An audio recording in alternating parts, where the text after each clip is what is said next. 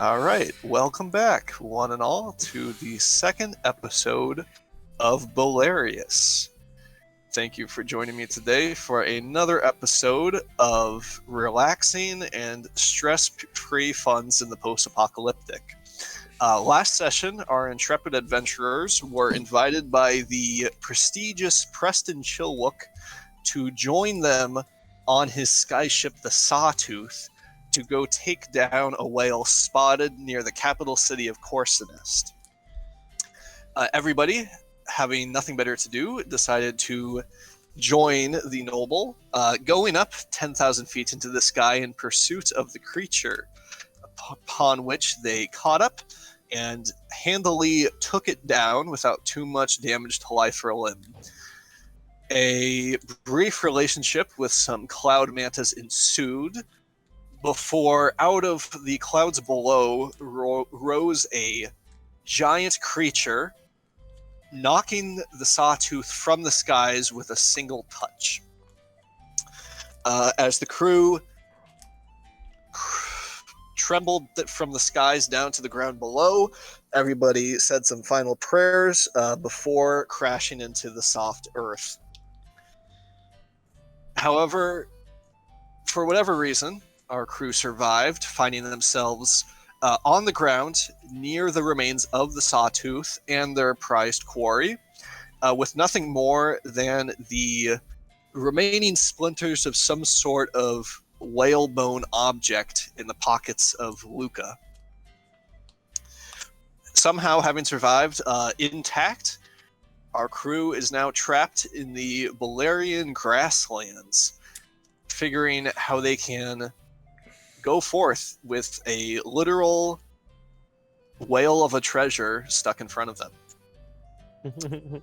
Now, for all of you, you are currently at the crash site of the Sawtooth, a undisclosed number of miles from civilization. You have the Sawtooth itself in very bad shape. You can hear motors chugging and sputtering as black smoke billows out into the sky. Supplies and wood have been scattered over the grasslands. And nearby, you see the felled body of the sky whale you took down previously. The entire mammoth creature there is breathing its last, shallowly inflating and deflating as the large harpoons stick out of its skin. The entire thing is a bit of a bleeding mess, staining the grasslands below it, as you can see some small white flowers begin to bloom.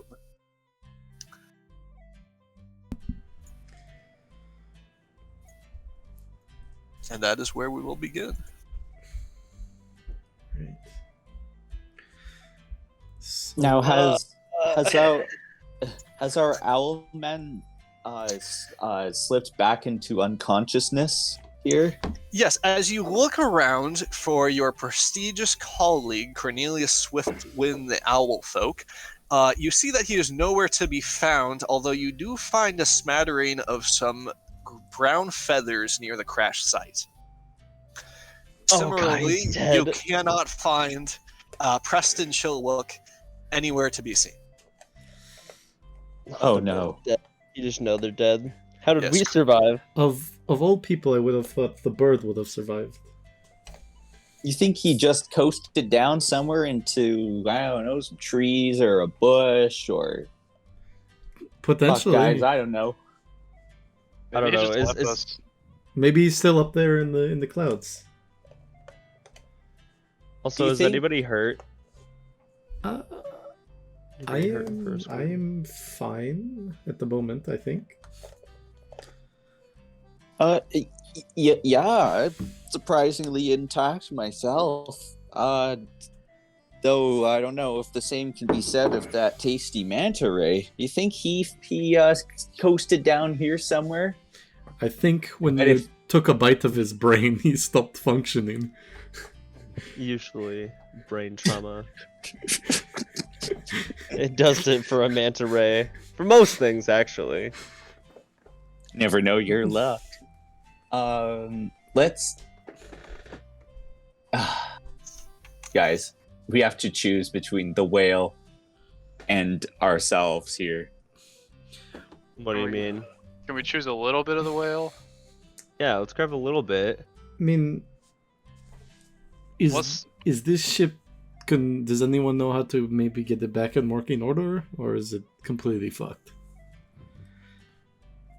I mean, I'm it's in not- shambles, but I've never seen anything like this ship in the first place, so it's just as mysterious to me that it ran.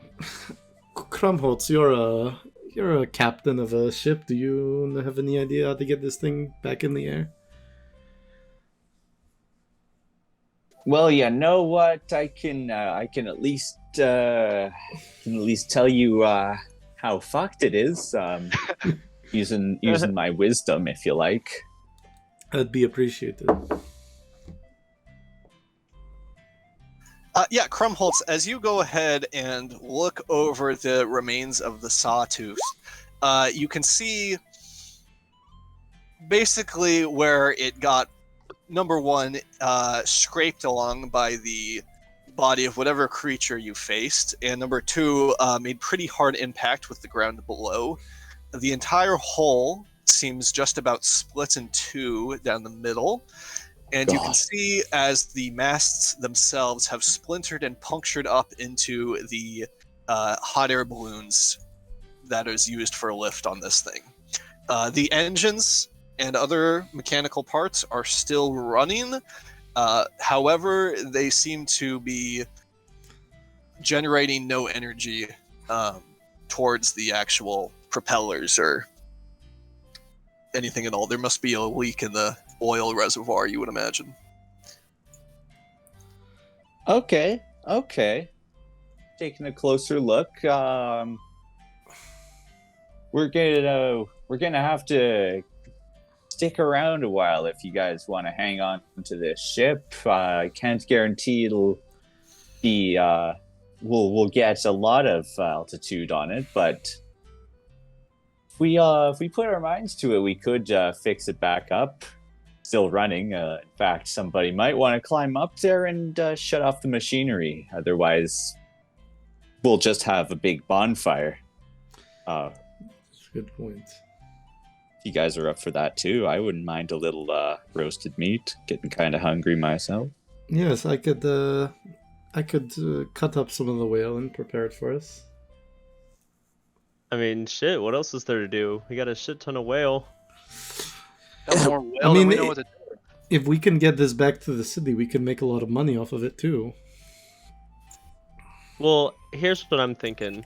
We need to cover the basics, food, water, shelter. Mm-hmm. But other than that, we should try and just collect what we can off of this thing and see if we can get it back to a civilization. Mm-hmm. Yeah. Oh, I agree. See, looking at a map here that I totally have right available. You do in not this currently here have a map. window. Oh fuck. I'd say we're somewhere still between Midstrom and Corsinest at least. Okay. Which one do you think we're closer to? No idea. To be perfectly honest. How long were we in the air, from after we took off from Corsinest? Do I know how to answer that? I need you, in order to garner how much, go ahead and make me a...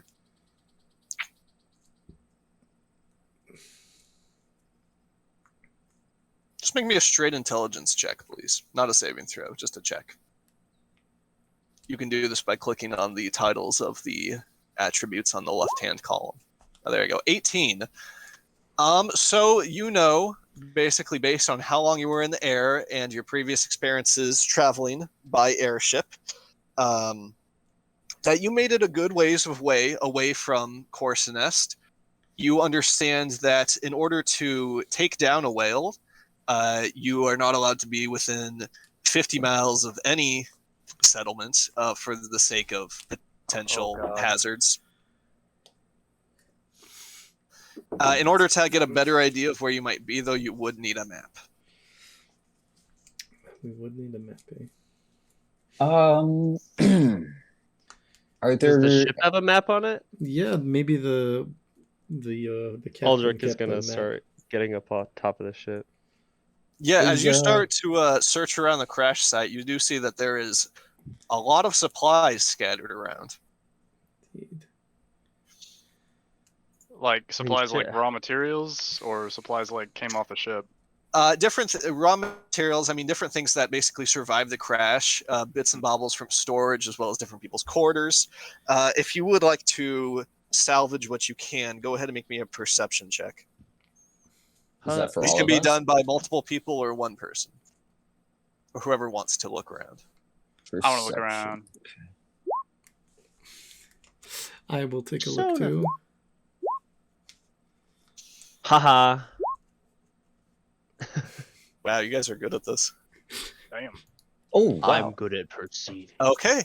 So Aldrich, as you go ahead and start walking around the circumference of the Sawtooth, the large, but not gigantic, skyship that it is, you come around to the left-hand side of the bow, and as you do so, your eyes catch a familiar look of crimson, as you can see just barely underneath the crushed wooden hull of the ship, somebody's hand sticking out. Oh no. Oh Jesus. Oh, does it have feathers on it?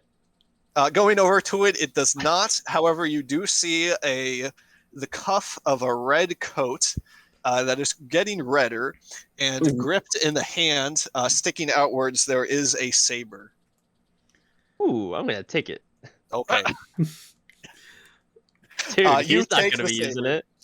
it. Yeah, you see it. It's a pretty nice saber, maybe mahogany for the handle, as well as polished silver. You can see inscribed on the handle is the name Chilwook. Rip Chilwook. That's This Oh. wasn't the Owl Brother. Luca, you go ahead and kind of digging around through some of the boxes, seeing what came through and whatnot. You do find a pretty intact metal container. Opening it up, you find a somewhat damaged but still serviceable fishing rod and a box of tackle. Ooh. So, well, if we get back up into there, we can do some fishing. Indeed. Ooh. Love me some fish. Mr. Krumholtz, as you look around, there is a wide variety of smashed and splintered boxes around. As you go ahead and you look for whatever hasn't been torn apart in the wooden inferno, you do find a package wrapped up in lambskin that you unwrap, and you find a pretty nice-looking climber's kit Ooh. that looks like perhaps Preston had bought previously. Kai, looking around as you kind of scout the grass, walking around, eventually you feel your foot touch something, and looking down you see there's a pretty leather satchel that you find that seems to have been flung a while from the crash site. Opening it up, you do find a map, Whoa. Check it out, guys. Got a map. as Very well nice. as what looks to be a locket. A locket, huh? Can I take a look inside? Yeah, you see inside there's a small picture of what looks to be two well-to-do middle-aged individuals, a man with graying hair and a woman with a beehive hairdo. Whoa. Yo, is that his Well- wife? Yeah, maybe. It is not Preston in the picture. Oh. Interesting. Maybe it's his parents. Yeah, potentially. Well, I'm gonna stash that locket just in case we run into anyone and we need to explain what happened. Yeah. Yeah, what It's a should pity. if we manage to get this thing afloat, what should we do with the remains of our captain here? I mean, I mean, depends how much is left, I guess. I see an arm. Yes. Is there did you see anything else attached to that arm? I'm guessing we're gonna have to sift through a little more of this wreckage later. True. Might just have to do a scavenger hunt for our guy Preston here. True. I'm gonna look closer at his arm and see if there's any buttons or jewelry on it. I mean, Preston had a pretty nice coat, as well as a kind of a billowy white undershirt. So, I mean, the cuff of his sleeve is pretty nice. You can see it has a couple buttons of dark metal, maybe brass, holding it together.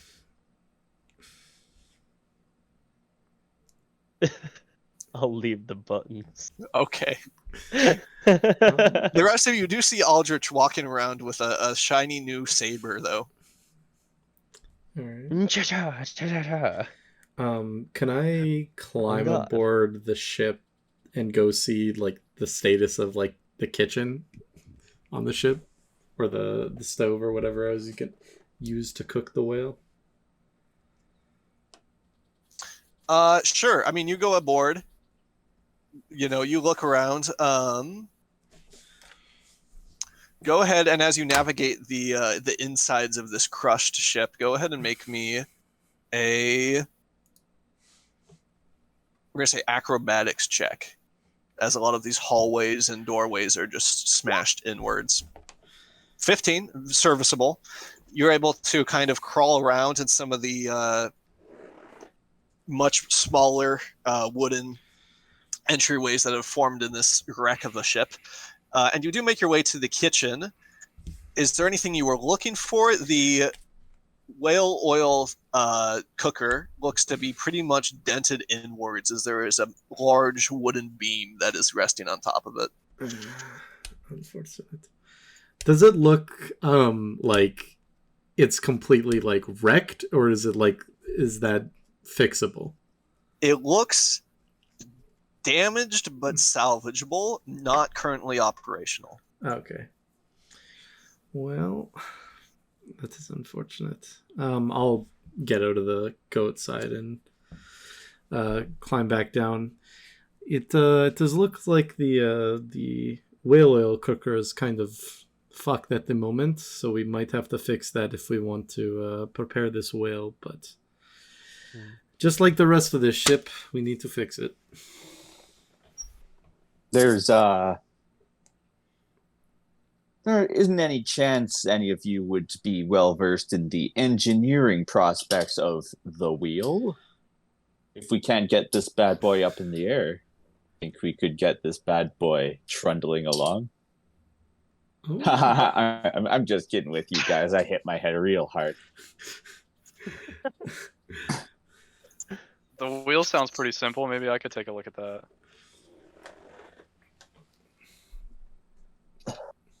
I don't have any idea what I could do to save this ship.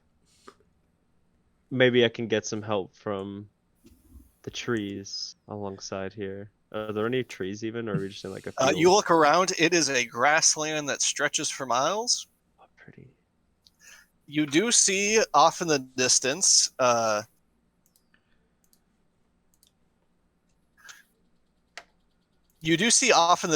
though, it does look like there is a little bit of raised area from the grassland, and so it's not a completely even plain, to give you some idea of where you might be on a map. Mm-hmm. Are there? But we can't see any mountains from where we are, can we? You continue to ponder about where you might be, and Kai, having a map that he has not shared yet, stay silent.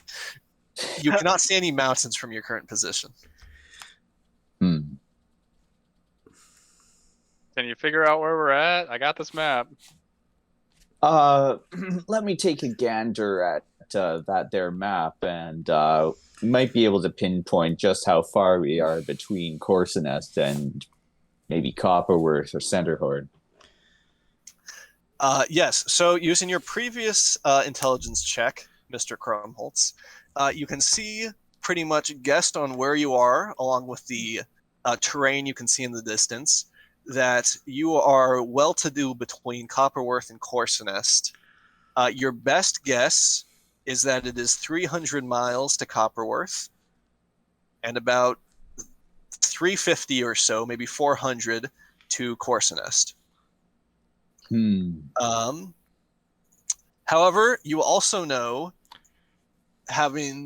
all of you would probably know, having lived in the area for a while, that the Copperworth mine, as the city itself has a large export of black salt, that the Copperworth mines are located at the small raised, not necessarily a mountain range, but more of a hill range, about a good ways away from the settlement proper. If you had your best guess, Krumholtz, you would say it's about 50 miles to that mining area.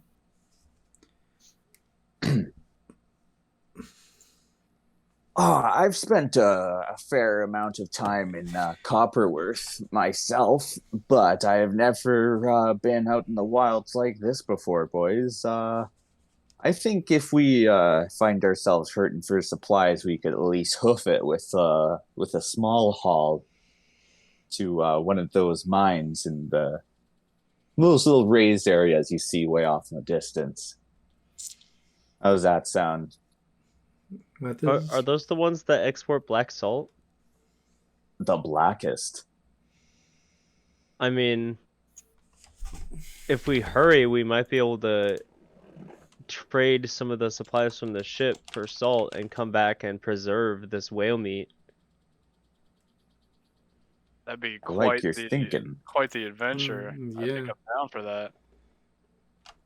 I mean, how long do you think it would take us to get there? 50 miles on foot? 50 miles on foot is going to be Your the average venture. your average individuals move at a speed of about 30 miles to 24 miles a day, depending on how fast you want to travel. So it would take us about 2 days. I don't know how I long mean- the whale will stay good. Exactly. I mean, whale carcasses will stay good for. Oh, my character wouldn't know that, would it? I would. Krumholtz, go ahead and I'm not going to make you roll for it. Krumholtz, you know, Okay. based off of experience, that a whale's carcass decays at a pretty even pace. When it comes to felling a whale, most of the time crews will gut it on the spot and clean it and take as much as they can, leaving the rest to the wild. However, there are cases where a crew with a small ship might make multiple trips, and in doing so, the best practice that you have personally experienced is to basically remove outside layers of the whale as it kind of rots from the outside inwards. Right. Well, Yeah, go ahead. I was going to say maybe we could take some of these crates and store some meat in them, maybe make some sort of makeshift sled or something and pull it along with us for trade. Pull this giant ass whale behind us? No, not the entire Not the thing. whole whale, Just put pieces. some of it in, crates so it's manageable, and then we can bring it to trade for the salt or, however we want to do. See, I think Luca here's got the right idea. I'd have to agree with you. We should definitely get started on at least packing some of this stuff, and if we find out we're a little bit good at it and we have a little bit of time, we could even pack up a little extra, stash it somewhere around here, so when we come back, we'll at least have a little bit left if somebody happens to find this in the meantime, I think that's a great idea. Yeah, that is a good idea. Where do you think we should store it? It's kind of vast open fields. Well, you see all of this disturbed earth left by the But- impact zone. Yeah. Yeah, you catching my drift? Yes. So we're gonna bury the whale. We could bury some of the supplies, take some of it for ourselves, traveling fairly light. Maybe we And should. then- Oh no, go ahead. No, let's hear your idea. No, So- I was gonna say that we could also take note of what we might need to fix this ship, and also try to trade for that as well, so we can come back with the needed supplies. Well, it sounds like first things first. We need to start gutting this whale. Right. Yes. Let's have people gutting the whale, making the. I mean, I like the idea of a sled. We'd have to make it out of pieces of the ship. We could.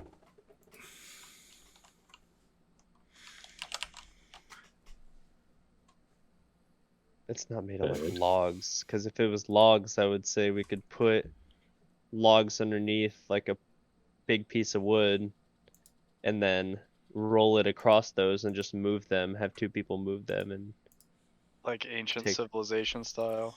yeah, dude, some primal shit. Fortunately, we don't have any logs. I'm assuming. Yeah. By the way, what was the condition of the refiner again? Not operational. But Can it be fixed, or how fucked is it? I think it can be fixed. From what I saw, there's a big beam that has fallen on it, so there's a big ass dent in it. But I'm sure we could, once we manage to clean the ship up, remove it and put it back together, see what else has been displaced inside of it. It might take some time to fix that. Yes, yeah. Do we know how much extra whale oil was stored on the ship? Because we might need it to get running to even set off in case the supplies have been destroyed. You know from your prior work on the ship that this is a more economic sky ship. It is not a whale oil ship. It would just run off of normal fish oil. No official. Doesn't have the diesel. It doesn't have the deal. It could run off of whale oil, you know that much, but it does not require it like some ships do. Would it be more efficient on whale oil? Ships that run on whale oil, that are designed to run on whale oil, do have better efficiency over ones that do not. However, a normal ship is going to treat all oil the same. Gotcha. You need the proper engine. Yeah. Well, sorry. we could trade whale oil for fish oil since it's technically more valuable. You think you're gonna find fish oil in the middle of the plains for cheap? Got a point. I'm not gonna find whale oil for cheap either. I'm not sure how much fish oil we'll find in Copperworth, to be honest. But I like your thinking. We should... Yeah.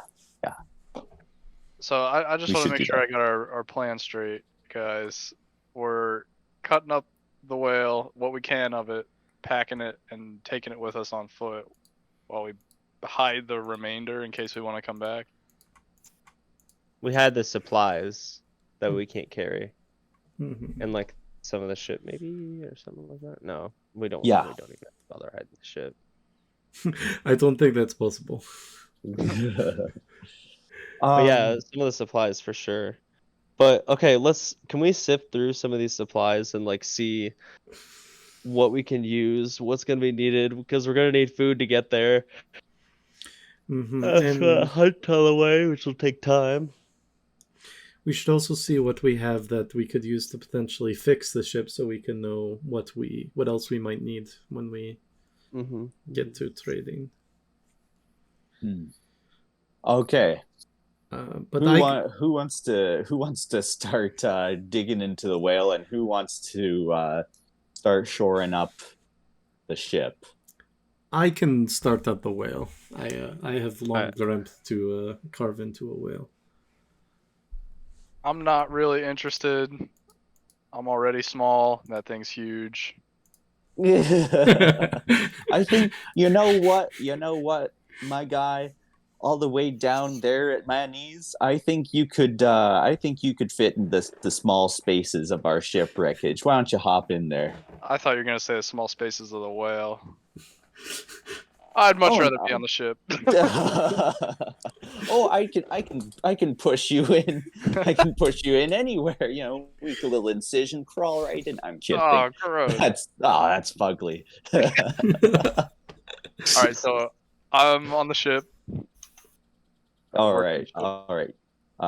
Kaya's on the ship. Aldrich. I think I'll probably go to the ship too, because I'm trying to look for survival tools more than anything. Perfect. I'm well versed in whale anatomy myself, and if you guys have any questions about the ship, you shoot in this way. Heard. Alrighty. All right, so the two of you split into teams. We'll go ahead and start with Whale Team Alpha of Luca and Mr. Krumholtz. I need both of you to make me a sleight of hand check followed by a survival check. Sleight of hand. That's not great. That's Sleight good. of hand survival. Oh, That's a 4. am I experiencing more brain damage than the whale? Interesting that you got very polarizing rolls on the exact opposite things, which works well working together as a team. Luca, with your 20 survival, you go ahead and, with your knowledge of filleting fish, as you have spent a majority of your life doing, you kind of take a few moments to examine the anatomy of the whale, and this whole thing being a very daunting task, find out pretty much where to start your incision, where to start to separate flesh from bone to make it easier on the both of you. At what point Mr. Krumholtz, the previously experienced whaler that he is, shows you pretty well how to start working with a blade, dragging it along and separating the almost translucent, oily meat of the whale from its skeleton. Alrighty. All in all, the two of you end up with a serviceable amount of meat. I'm going to go ahead and say you're able to remove about 300 pounds before you start to get too tired. 300 pounds, okay.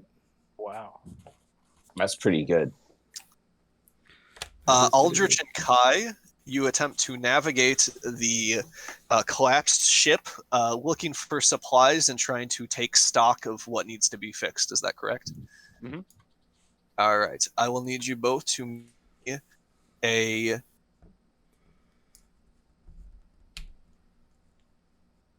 investigation check followed by a acrobatics check, please.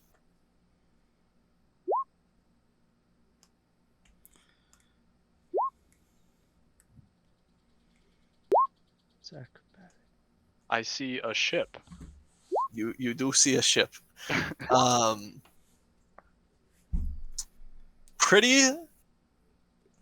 There's a lot of smoke going on. It is kind of hard to see as you try to climb around inside of the sawtooth. Kai, being much more nimble and smaller than Aldrich, you're able to slip into some of the smaller areas, but in some areas there's just too much smoke to really be able to see much of anything. Aldrich, unfortunately, you are relegated to some of the wider, more open parts of the ship, as you know that those broken splinters of wood and nails are a good way to come down with a few different fevers. However, all in all, shuffling around through the different containers and taking what you can, I'll say you find about 10 rations, about 20 pounds worth. Sweet. And In doing so, you locate the following problems with the ship. Number one, you see that the hot air balloon is punctured. The wood will need to be removed, and the air balloon is going to need to be patched before it can regain enough ballast to lift itself back up into the air. You see that the hull is splintered.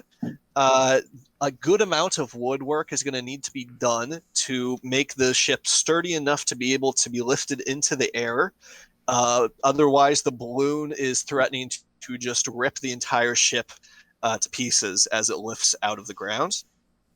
And then also, from what you had heard from Luca, basically the kitchen as well as the engine room has a good amount of bludgeoning damage having been dealt to it in the fall. So debris will need to be removed, and it's going to take a decent amount of metal work to get all the pieces back into a proper working order. One for the whale oil distiller, and number two to get the engine up and moving. So this thing's grounded is what I'm hearing. Totaled pretty much. Yeah, with the metal work, how are we going to get that done at a decent pace in time for the whale? Yeah, I don't think that's very feasible, That sucks, man. being honest. Well, I was thinking we were about to have our own ship since Captain bit the dust. hey man, you shouldn't steal from people like that. I think he would want it. You know, this is probably going to like his son or something. All the more reason it needs to be fixed, I guess. I say as I like hold his sword that has his family name on it. I'm like poking around the ship with it. Disrespectful that. Did you like pick the buttons off of his cuffs and stuff? No, I left the buttons. I figured that's a little far for something that's not too valuable. You know, I'm just gonna like check his teeth, see if he has any crowns.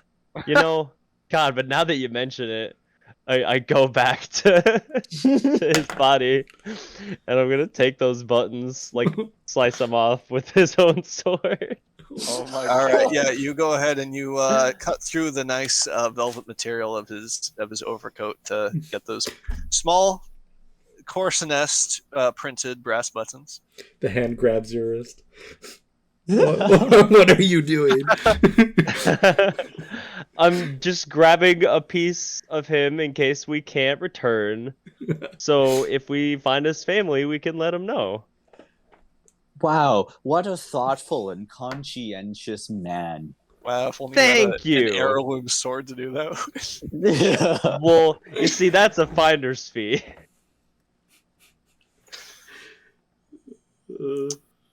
Yes, but by the time you guys reconnect, you can see that the whale team has basically laid out on, I'm assuming, a platform of just wooden scraps that you've collected, a nice pile of bloody raw whale flesh that just seems to kind of seep with oil down into the ground below as its translucent flesh glimmers in the afternoon sun. It's a nice 70 degrees out here. Very nice. Feels good on my oily skin. You like to touch this skin? Oh man. So I'm sort of on the side of might have to just leave the ship. Mm-hmm. Take what we absolutely can. Take what we make can. what we can off of it. Yeah, I don't know. Do you think we should try and come back for it, or? I think we shouldn't forget that it's here. Yeah. Our priorities might even change after we visit Copperworth. Yes, Copper Nook. What exactly Heard of this was? place. What did you like think of the extent of the damage? Like, how much work would it be? Well, I heard that there was extensive metal work needed It'll work. based on the crash itself and how it warped everything. There's So we would need to get tools for that if we were to come back and get the ship. Yeah, would we need like to smelt metal or like would we need to reforge any parts? I don't from know. what you saw, nothing that excessive, but it would need to be a lot of bending things back into shape. Okay. That might not be too bad. Yeah. what will we need? Do you think to put this together? What is there anything we haven't found here? Any tools that we might need, that we're going to need to bring back if we even want to put this ship back together? Yeah, that's. I've never done any metal work. Do we have need, do we have some like basic hammers and things like that here? Nails. Something to help us lift each other, get some rope. Yeah, if we have some hammers and stuff, we can kind of, bang some things back into place. Mm-hmm. Oh yeah, I noticed they have rocks. I'm kind of want to take another look at the like boxes and crates around the ship. I'm going to say at this point, you guys have gone through about everything, and I will just read off the list of what you have found. So you found the sword, you found a box with a fishing rod and tackle, you found a box with a climber's kit, you found a bag containing a map of the region, and you found boxes containing 20 pounds of rations. Wait, so engraved sword, fishing box and tackle, map of the region, Climber's kit. Climber's kit. Okay. What's the stats on that sword? Yeah, you go ahead and you look over the sword. This thing. Go ahead and make me. No, I won't make you roll for it. It's clearly well made. It is a masterwork scimitar, essentially. So it is a +1 scimitar. Ooh. Engraved with the name of the Chilwook noble family. Yes.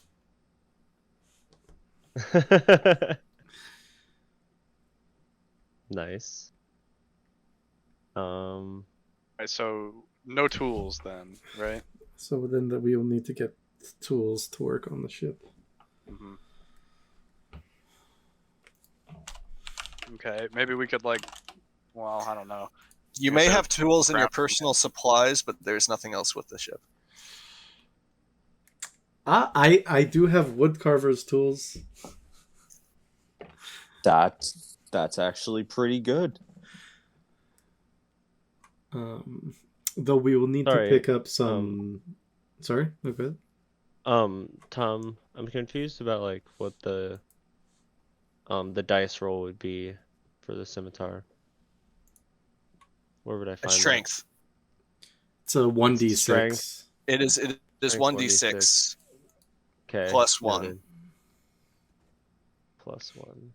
As a druid, though, you might not be proficient with that weapon. Yeah. If I use Shillelagh on it, it is not a staff. You cannot cast Shillelagh on it. Druids are proficient with scimitars. Are they? Okay. Just scimitars. Just scimitar. So you just happened to luck down on the saber here. Yeah. I have a scimitar as well. So yeah. Yeah. So, but it's still a strength. It is a strength. No, scimitars can be dex. Dex. They are finesse weapons. You may use dex for it if you want to.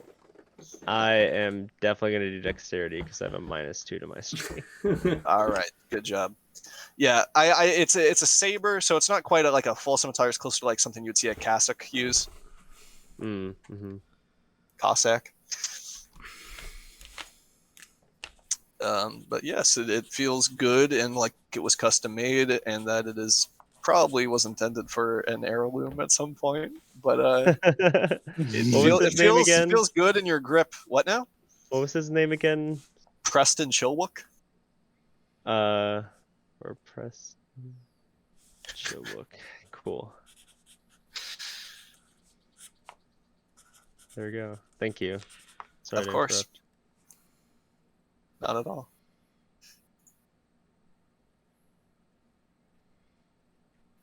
All right, so we don't have the tools we need to fix the ship. I mean, we got wood carving tools, right? But we got to do some metal work.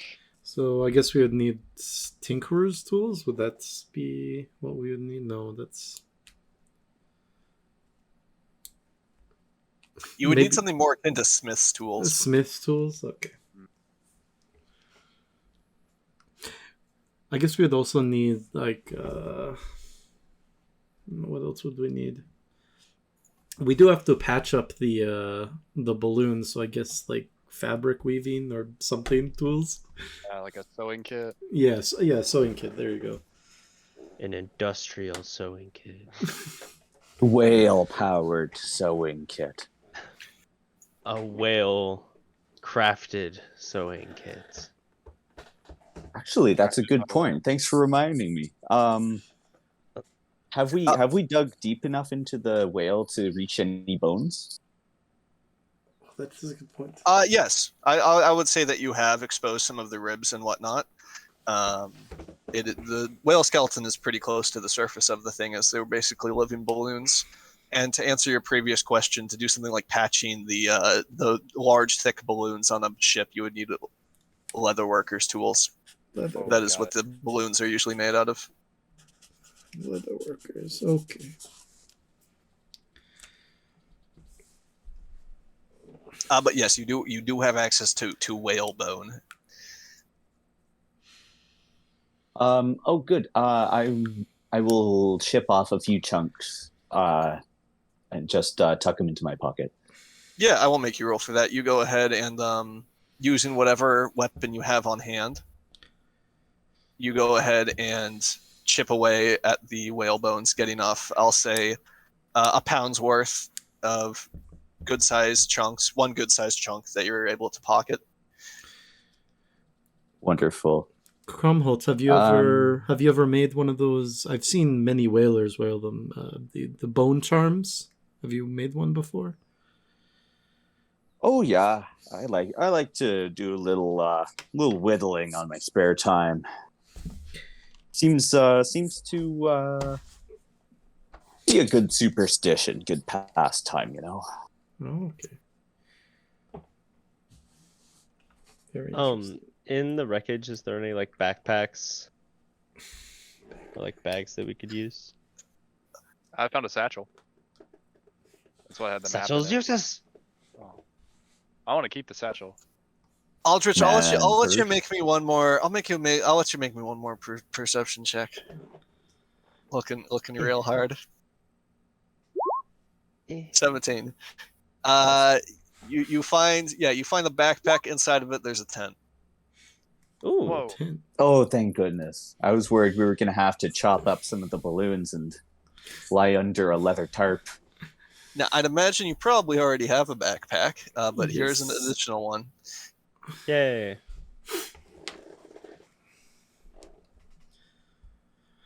Well, I suppose if we are going to go into town and start trading for tools and things like that, we should start making our sled or whatever we want to use to transport these goods.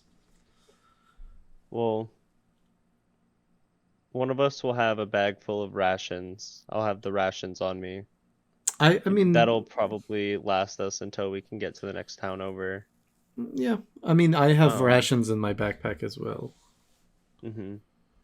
I have the climbing kit on me as well as an explorer's pack as part of my class. What Explorers. do I got on me?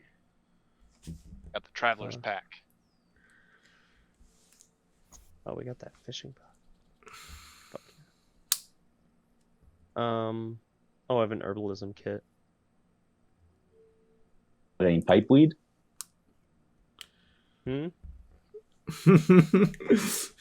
Ah, yes. Excuse me? What, just because I'm from the countryside, you think I mess with the grass? I'm just grasping you a question, dude. We're asking you a question. Well, let me educate you. Can we all go buy pipes and have a smoke blowing Yes. competition? Yes. Yes. Have a blowing O's, an O competition. So we got like 300 pounds of whale product, right? Or is it just like straight meat? No, whale product. Well, product. Oil and meat mixed in. Cool. So are we going to be able to carry all of that with us between the four of us, including the rations? Well, 4 people, your that's how many pounds? Yeah, how do we if divvy you it up? decide you don't want to build a sled, your carrying capacity is your strength score times 15, Hmm. and you'll need to figure out how much space you have left after that with all of your current supplies.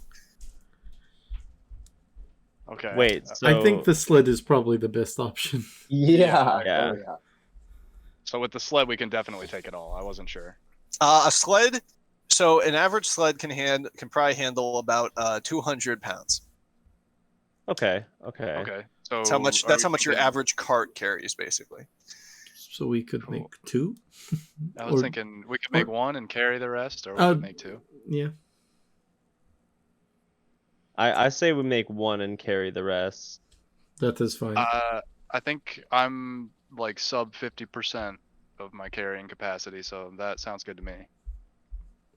I don't Okay, mind carry hauling shit. the sled if I can maybe just grab a handful of whale meat every now and then along the way.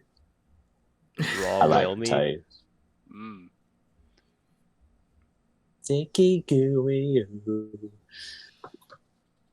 All right. Well, I want to get cracking on this sled stuff so we can get a move on.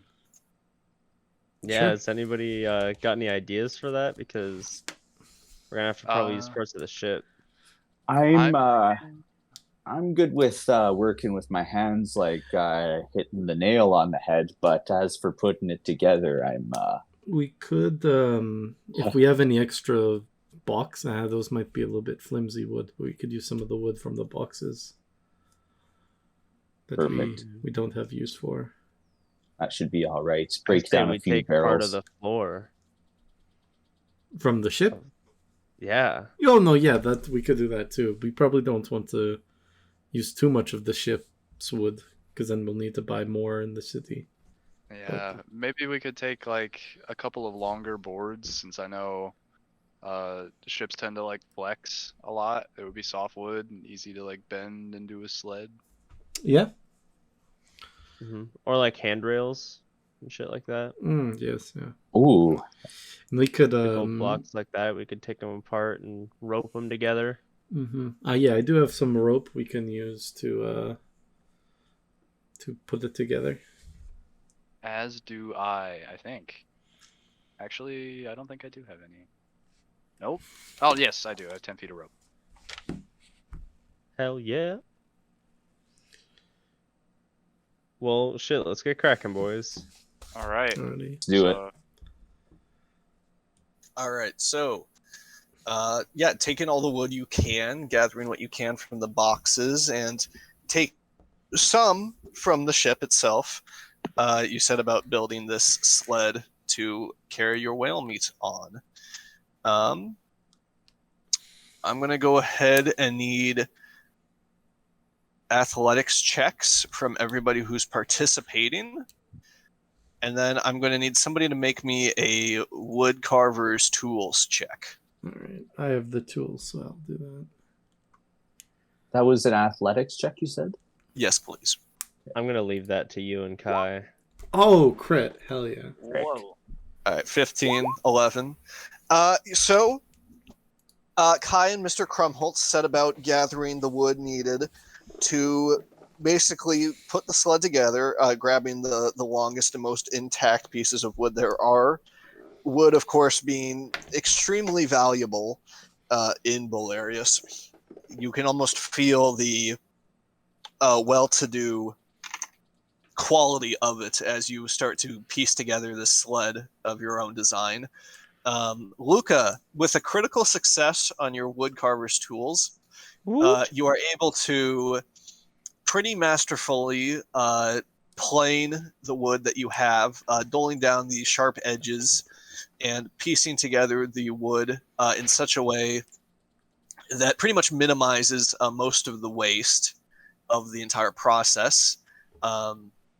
And before long, you go ahead and you have what looks to be a pretty decent sled. Kai, did you say that you were going to be using your rope? Is that correct? Yes.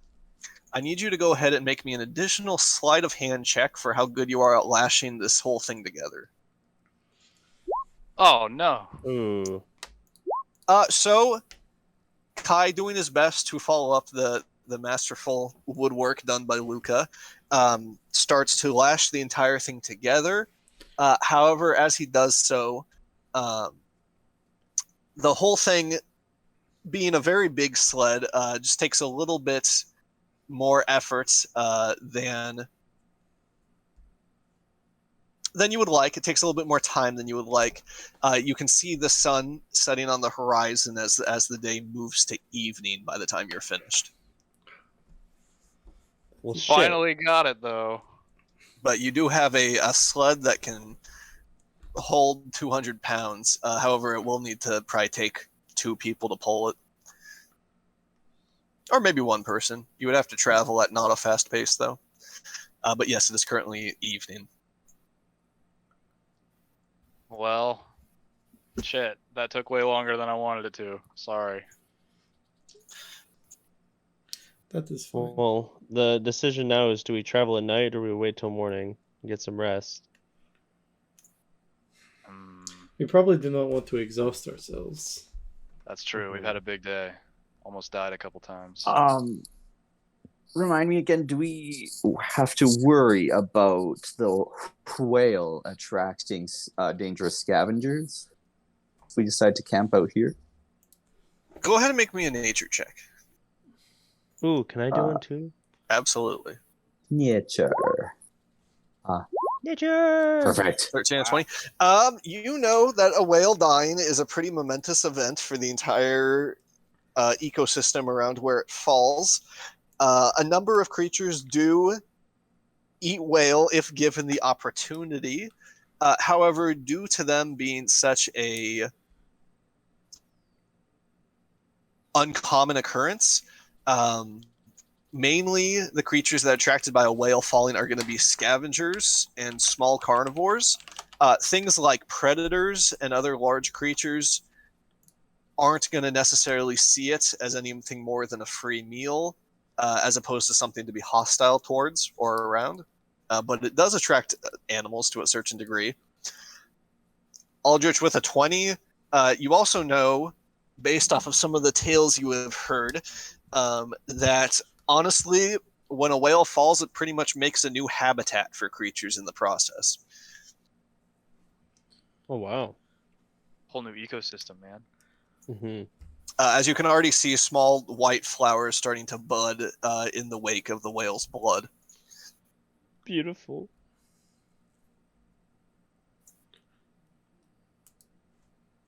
Beautiful indeed. Okay. Well, Oh. I would guess we have at least a couple days before, like, this whole thing is scavenged. But I mean, the whale meat might go bad, and there's going to be some animals chewing on pieces of it when we get back. But we should be safe for the night. Yeah, okay. What, Yeah. I can make We us a should be fire safe if for we the need. what the hell was that? Can't hide that from me, Tom. So, what would you like to do? You setting up for the night? I don't think we'll have to worry about too many creepy crawlies on the first night here, at least. Yeah. We set out early next morning. Sure. We'll By the be way, good. could I get all of you guys to just put yourselves on the map really quick? Yeah. Thank you. Yeah, I forgot how I do that. That's not obvious. So drag your character just onto the map. Hey, I made these maps for characters to be onto them. Nothing suspicious. Mhm. Also, if you are tenting here, I will give you a tent. Yeah, sure. Yay! I'm gonna be working on setting up the tent. All right, you're working on setting up the tent. It's surprisingly intact for having fallen 10,000 feet from the sky. Well-built tent. It's a well-built tent. The Corsinestian people know how to have good tent companies. But yes, as you go ahead and you start prepping up for the night, I need you all to go ahead and mark off one ration for the day's food. Right.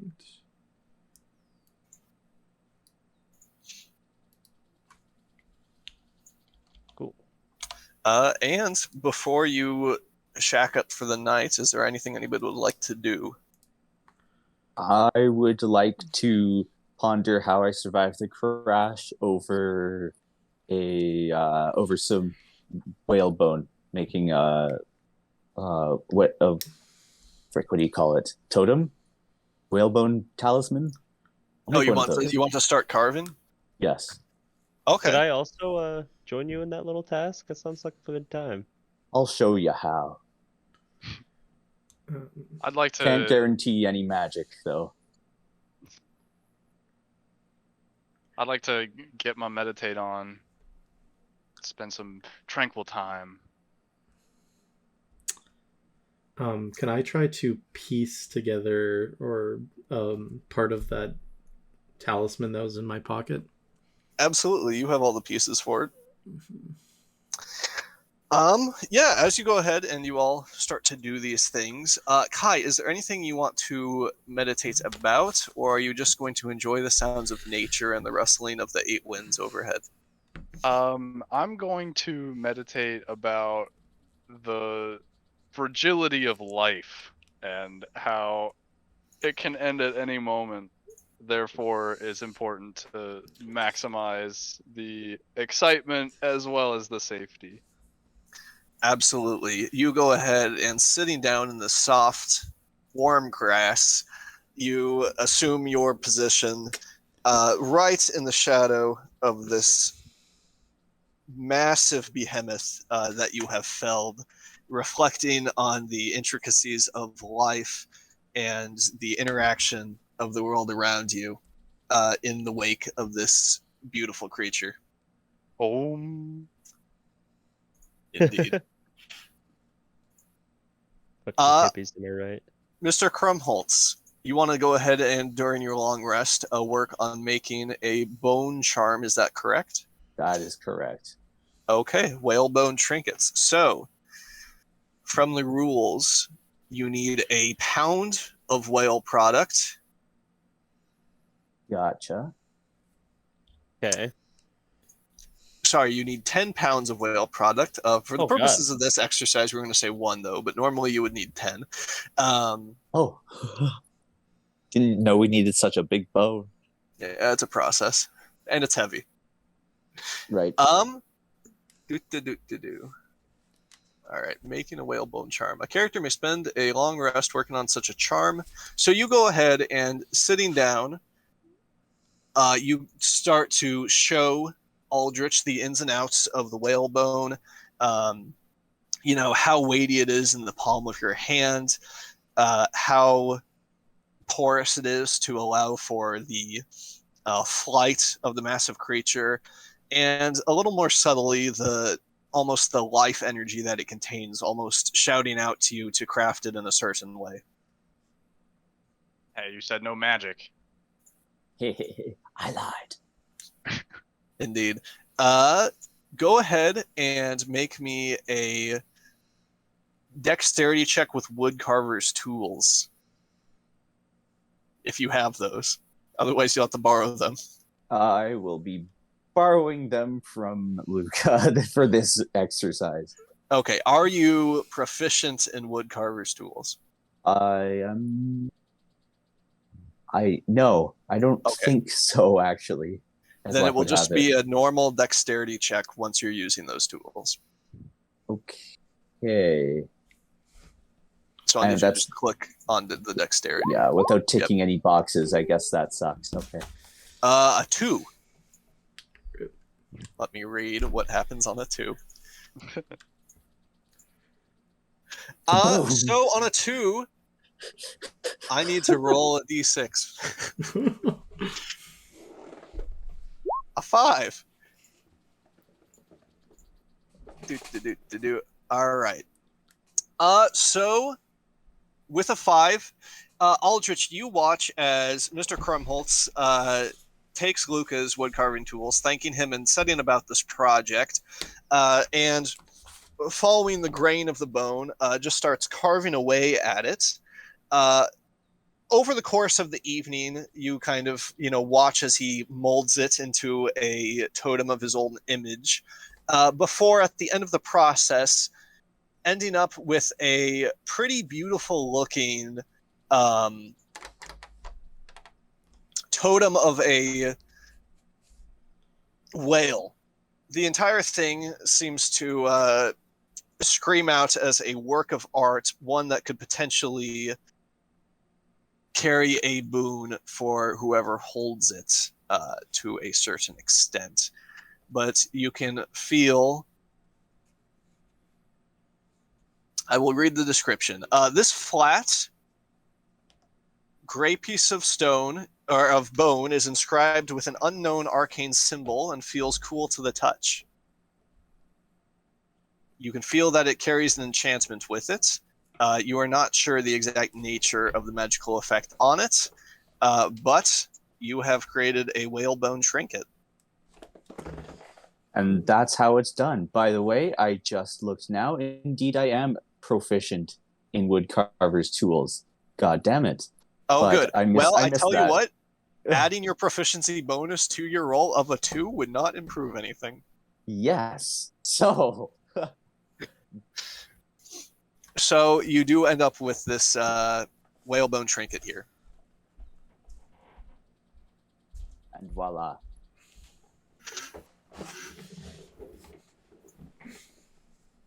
I just realized I was still fucking muted. Oh, yes, you are muted. Wow, you were so quiet and attentive. Do you know how to follow the energies of the bone? I mean, I can make my best attempt. Why not, right? Yeah. You will need a Bullshit. spell such as Identify or a similar effect to find out exactly what the totem does, Mr. Krumholtz, but you do know that it does something, and you could always just, express the energies within and see what it does. And that's half the fun. Two better owls Indeed. in here. Now, as Mr. Krumholtz and Aldrich do that for the entire evening, Luca, you go ahead and start piecing together the bits and pieces of the whalebone shards found in your pockets, and you find a few more about the grassland around you. Go ahead and make me a sleight of hand check to put things back together. Oh my god. So yeah, pulling up one of the empty crates for a makeshift table, you start laying down shard after shard, sliver after sliver, before you're able to piece together the trinket as it once was. At the end of things, you end up with a small circular trinket, almost about the size and shape of a sand dollar. And you can see inscribed on the surface of the trinket looks to be an image of a whale flying above the clouds.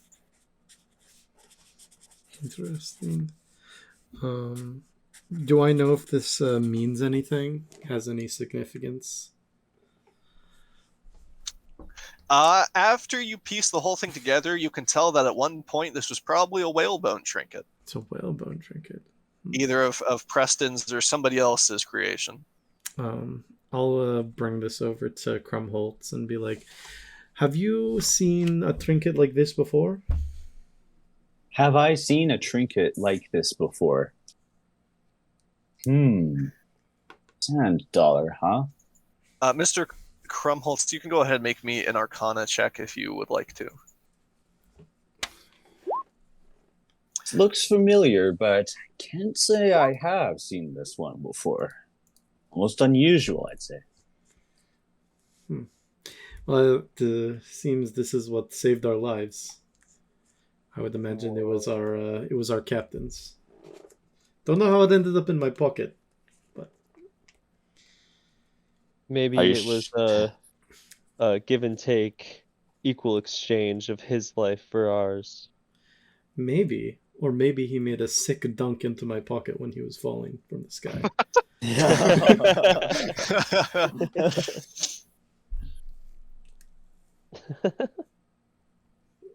That is probably what happened. Yeah. Fascinating. I'm gonna make note of that. I'll I guess yeah, because I don't have anything to hold it together, but I'll just keep the pieces of the shard in my bag. Okay. You should keep that in case we can identify the energy. Yes. Later. I'll maybe once we have the right tools, I can properly reform it or something like that. I don't know what I would need, but maybe. Yes, and you spend a long time having some conjecture into the night about whalebone and superstitions and whatnot as Kai peacefully meditates in the background. Aggressively. Can I even attempt to make a bone charm? So making a bone charm takes a long rest, which was currently spent as Mr. Krumholtz taught you how to do it. Gotcha. Okay. So, but you have an inkling that you could probably try your own hand at it if you have time later. Yeah. So, is there anything you want to do before you all settle down for the evening under the Bolarian stars? I would like to take a look at the stars for future reference in case I need to know where I am. Absolutely. Go ahead and make me a Astronomy check. astronomy check. Go ahead and make me a nature check to Nature determine your check. position under the stars. Oh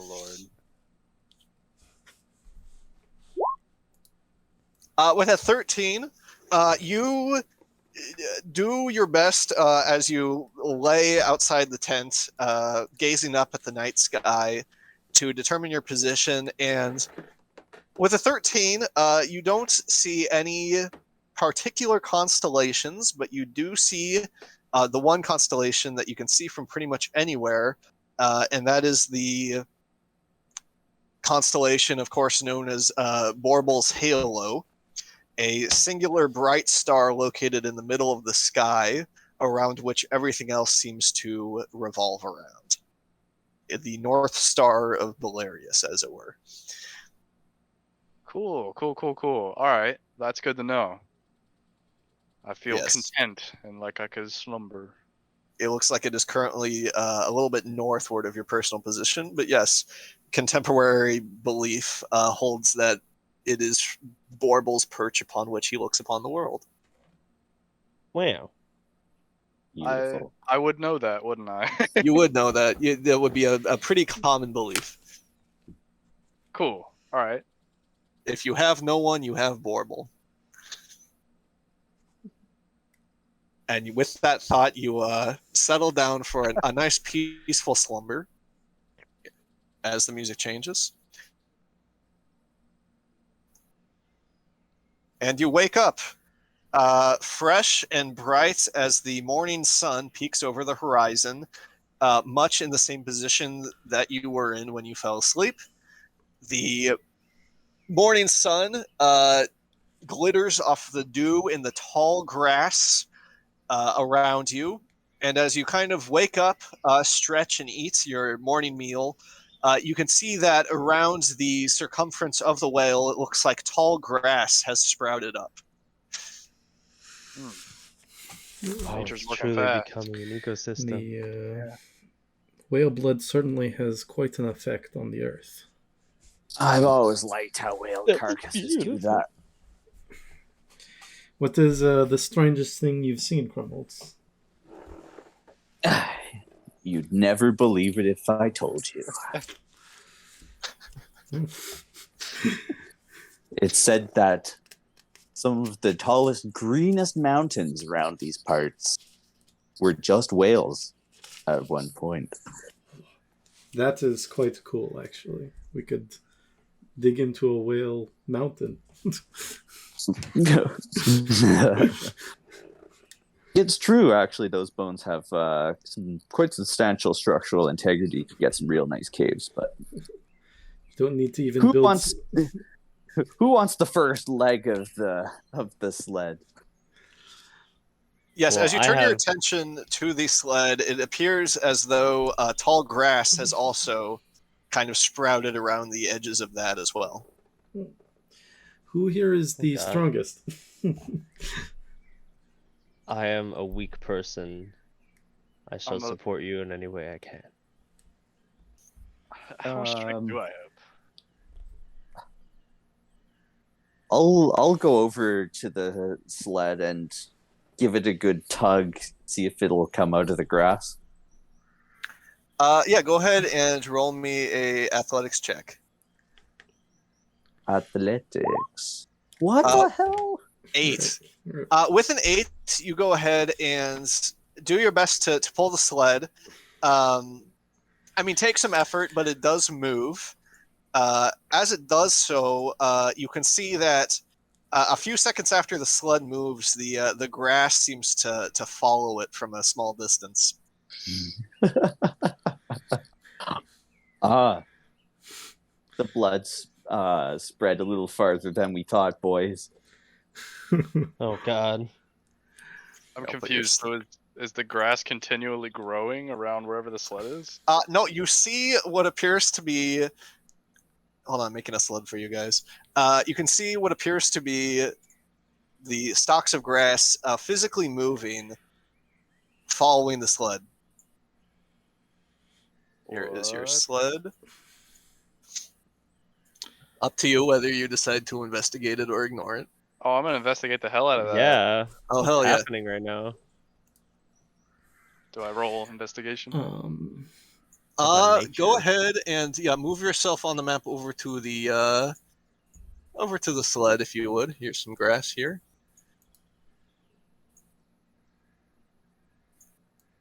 You go over and Kai, as you come around to the end of the sled, kind of looking over to go investigate what you're looking at there.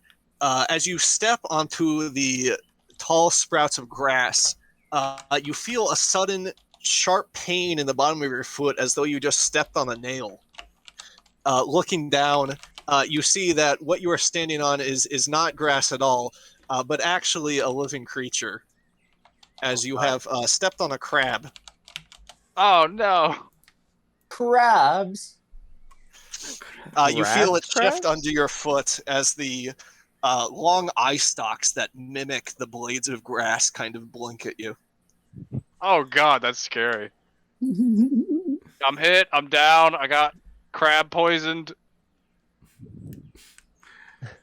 Can I go over and try to talk to the crab?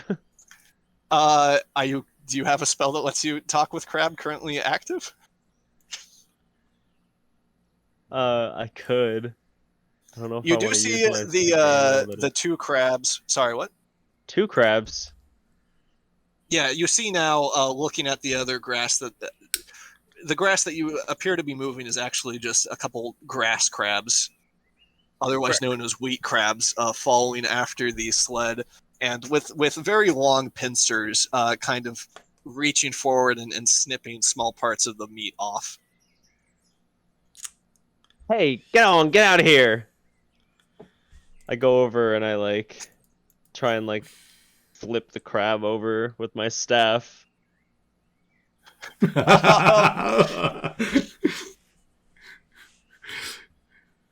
Go ahead and make me an attack roll against the wheat crab. Oh, I don't want to attack Oh. it. We're gonna treat it like an attack for all intents and purposes. How do you Okay, think the okay. crab feels? Oh man, I don't want to. Can't I only use speak to animals once a day? Well, we did just sleep. No, it just is a first level spell. So how many spell slots you have? Uh, You should have 3. yes. Yeah, as a second level druid, I believe that's correct. Yeah, speak with animals. Yeah, I have 3. Okay, so I'm gonna do speak to animals then. All right, you cast speak with animals. And yeah, as you get a little bit more in touch with nature, I mean, you see the wheat crabs, very much so like if you could imagine a green spider crab with extremely tall eye stalks, as they basically pinch off a little bit of the meat at a time before bringing it to their small mouths, as these creatures basically are very flat with the ground for purposes of disguise. Hey, get away! That's our kill. You see the wheat crab barely acknowledge your statement, although it does appear that it knows that you are talking to it. However, the wheat crabs are significantly less social and intelligent than the previous mantas you interacted with. Jeez.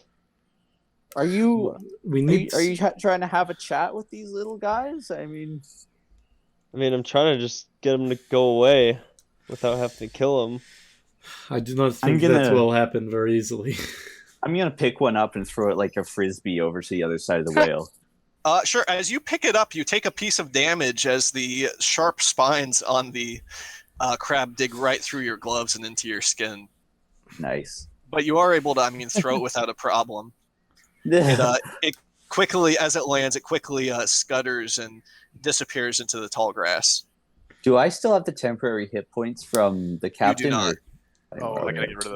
The captain is dead. His spell is now ineffective. Understood. Gotcha. Just checking. Can I go for some revenge on crab number 2? If you would like to make an attack roll against the crab, you may. You're not quite in combat. I would like to. Can I use my quarterstaff? Absolutely. All right, so I'll click quarterstaff, two-handed. Or do I need to roll to hit? I'm not quite sure how it works. Yeah, I rolled a hit, so you do that by clicking quarterstaff in your attack list. Gotcha. There you go. An 11 just hits, so go ahead and click on quarterstaff two-handed in the chat for your damage. 11. With an 11, you are just under killing the crab, as with a sickening thud, you hear the crack of a carapace underneath the crab, as you easily split its shell with your thick wooden club. The crab itself, mortally wounded, does its best to remain completely still as it tries to blend in with the grass around it. Oh no.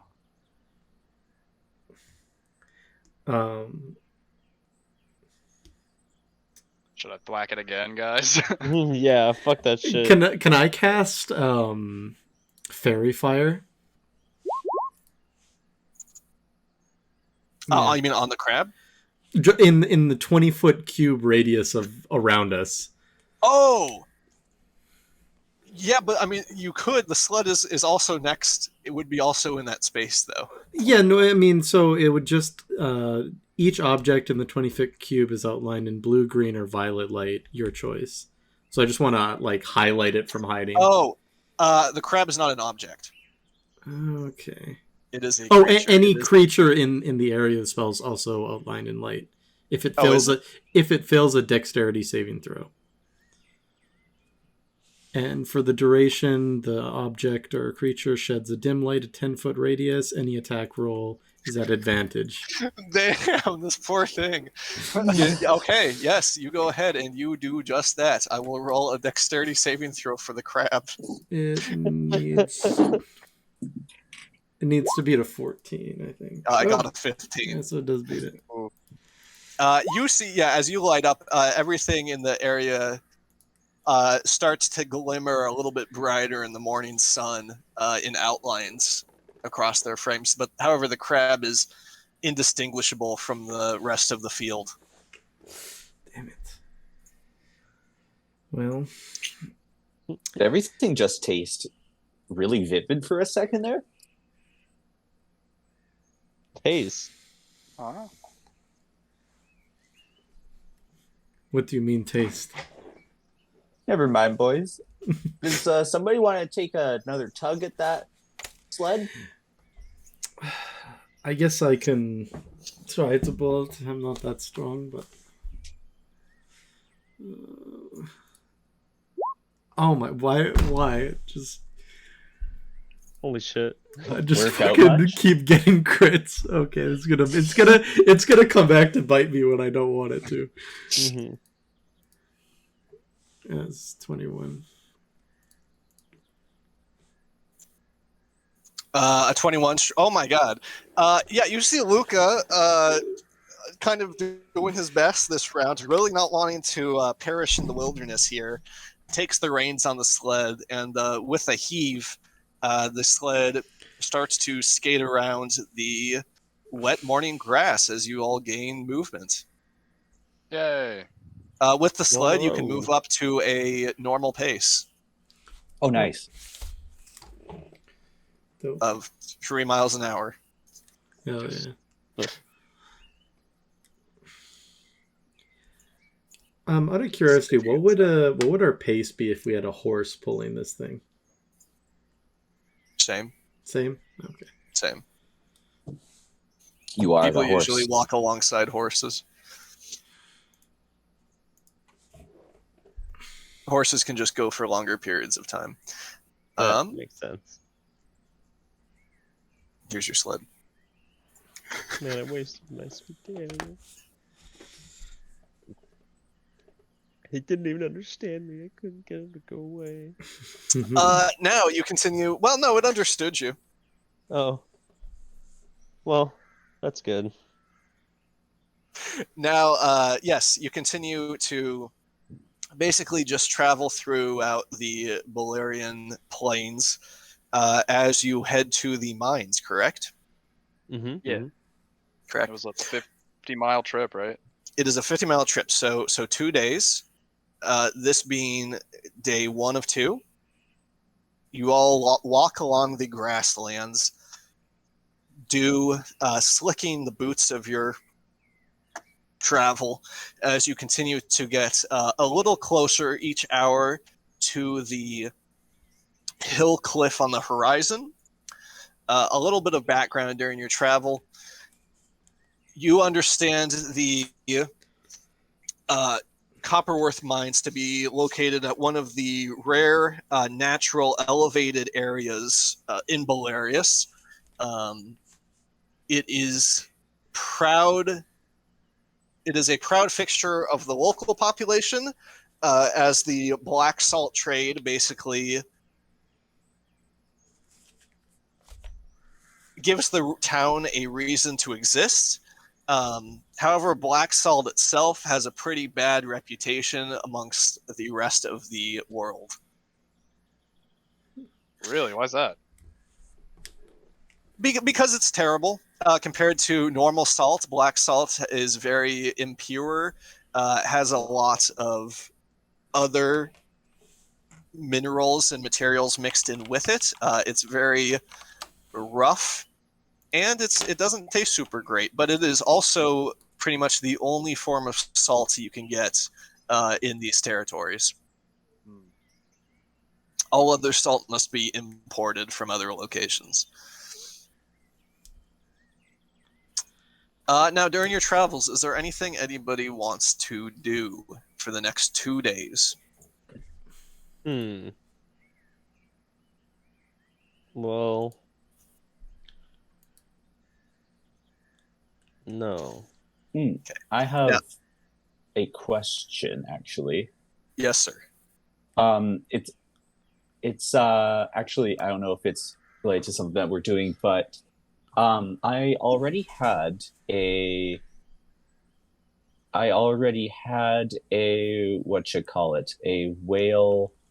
a small whalebone trinket in my inventory from before. So would the whalebone trinket I just made with Nate, would he be holding on to that instead? Because I think there's like one trinket at a time in your inventory, right? Nope, not necessarily. Oh, all right.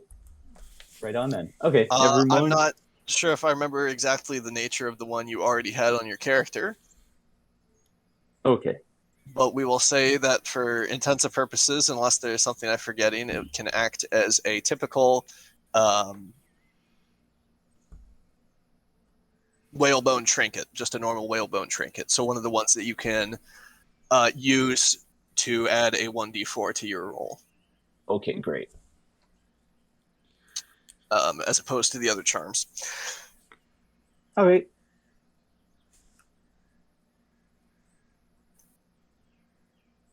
As you continue around the path, you have a pretty peaceful day traveling along the Bolarian wilderness, seeing sights and continuing forward. It starts to dawn on you just how peaceful the grasslands are. As you continue your march, you do see the occasional sight. You do see occasionally the wheat, the tall grass shifting in the wind.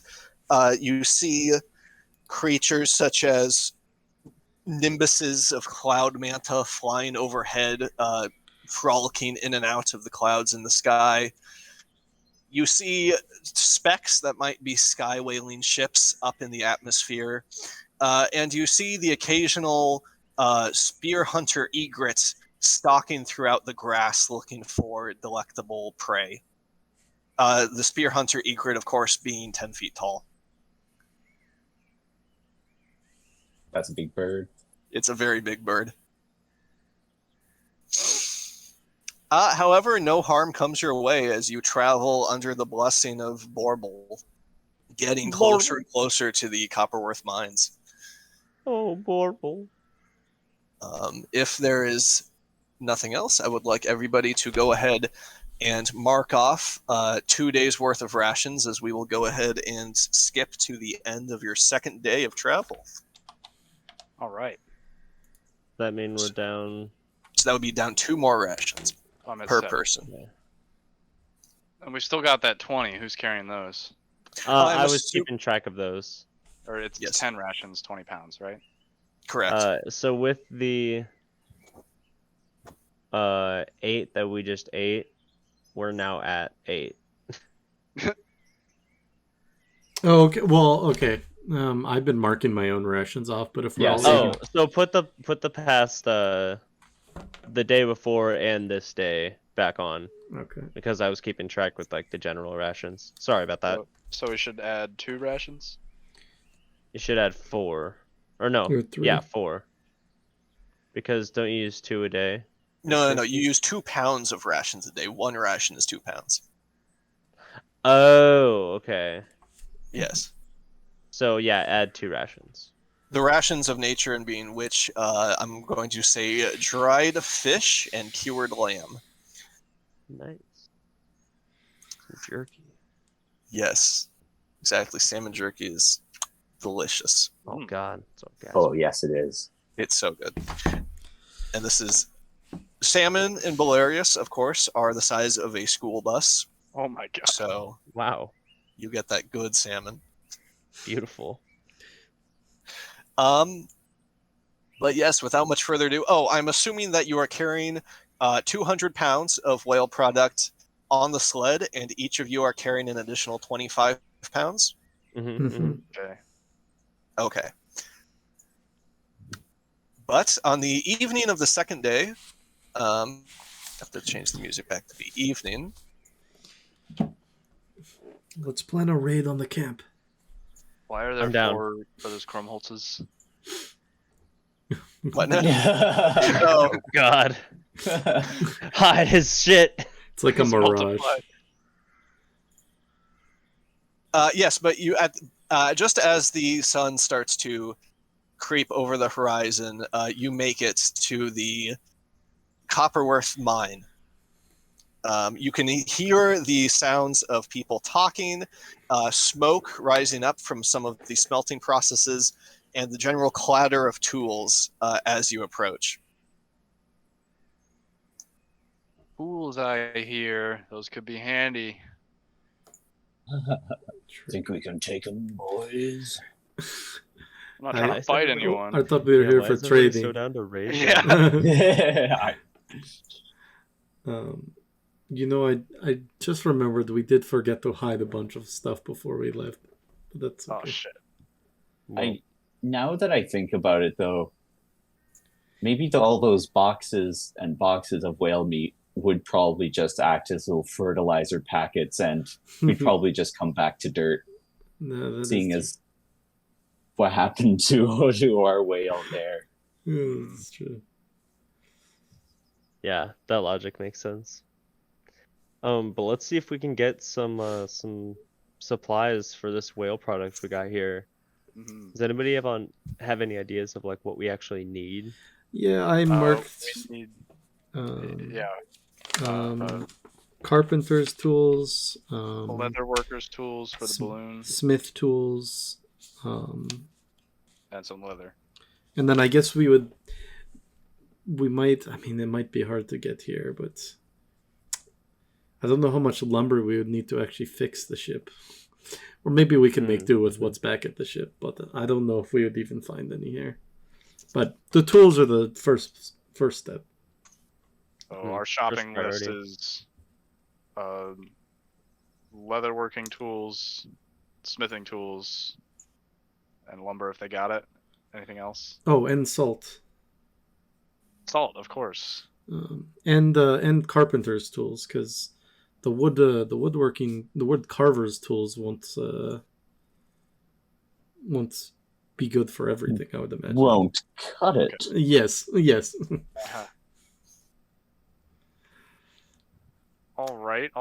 I'd like to look around and see if there's anyone who looks like they're running a shop or a stall. Indeed, as you go ahead and you start to approach the perimeter of the mine, and the sounds of shouting and working grow louder in your ears, you do see that the carved path basically kind of goes down into a small quarry that has been constructed in the shade of the cliff side of the small hill range that you have approached. You see, kind of near the top of the whole encampment, leaning against the railing and smoking a wooden pipe, is a hard-working, or appears to be hard-working, individual, kind of leaning over the railing and watching the whole operation going. He himself looks to be covered head to toe in soot, capped with a small field cap, equally dirty, and pretty much dressed head to toe in a lambskin work uniform. All right. I'd like to approach this man and have some words. Absolutely. You go ahead and approach the man. Upon noticing you, he kind of turns around, taking the pipe out of his mouth as he gestures you in a general greeting, as he kind of, bristles his mustache. He does have a fine Tom Selleck mustache, I will say. You all here to help out with the mine, or what can I do you for?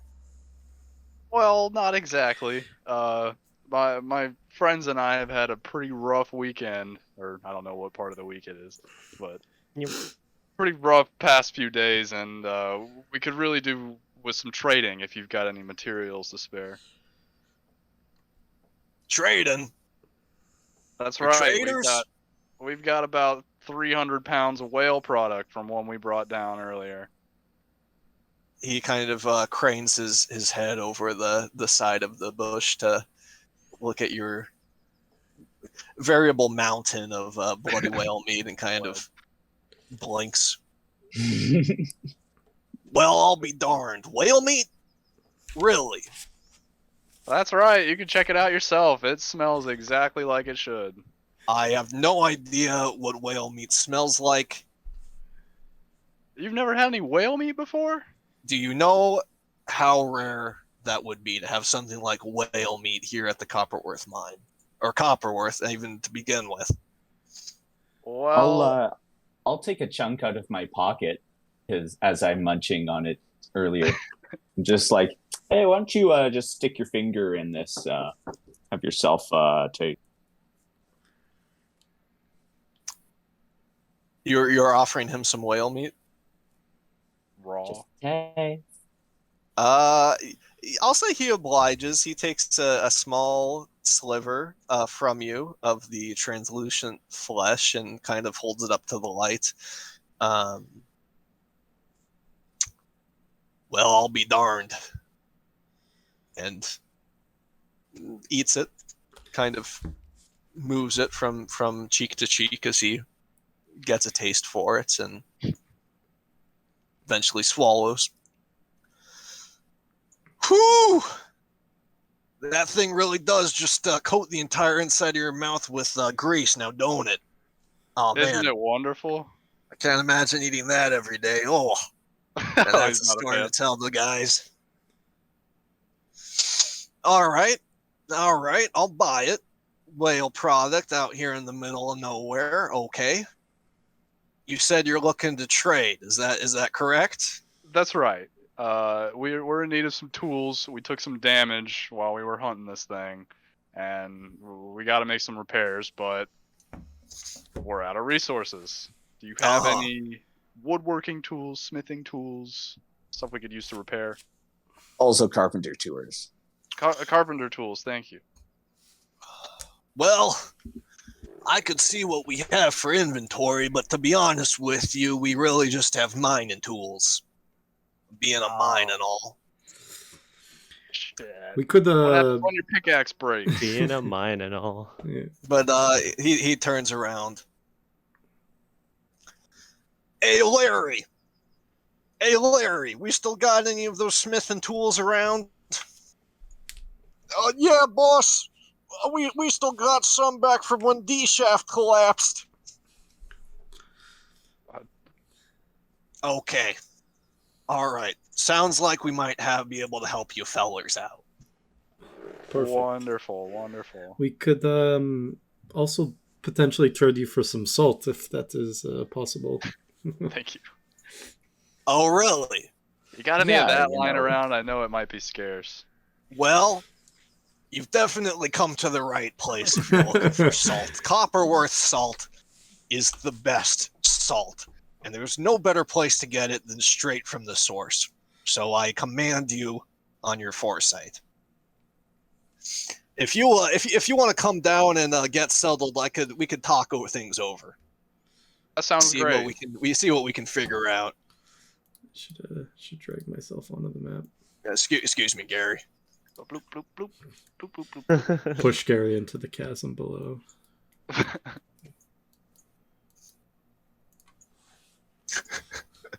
Oh, on. I'm sorry, I'm not we're moving my holding up the character. line. Sorry, I was whoops. peeling an orange. Parkour. You all follow the foreman, who you're not super acquainted with, down into the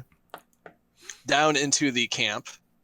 You can see basically this camp is pretty small, but there's several tents set up with bedrolls as well as a fire pit and small personal belongings. Looks like there's been a wash station set up as well as a decent number of crates just probably filled with supplies for the long treks spent out here mining salt. As you go ahead and kind of make yourselves as comfortable as you can, the foreman here goes ahead and kind of rummages around in some of the boxes, looking back and forth before eventually returning to you all with a large bundle wrapped up in a layer of lambskin. And he kind of sets it down next to the fire pit. This here is a pretty old set of smithing tools. We use it for repairs and whatnot whenever something breaks. That being said, we're due to actually head back to Copperworth proper here in a little bit, so I suppose I could let it go, turn a blind eye, as it were. That would be very much appreciated. So generous, sir. Thank you very much. Oh, there's nothing generosity about this. I'm waiting to hear what you can offer. Oh, good, good. Well,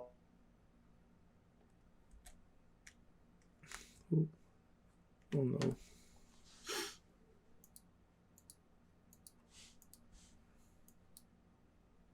I'm not To sure I am you either. guys here. You Well, he's said on a you were different- due to set out in a while.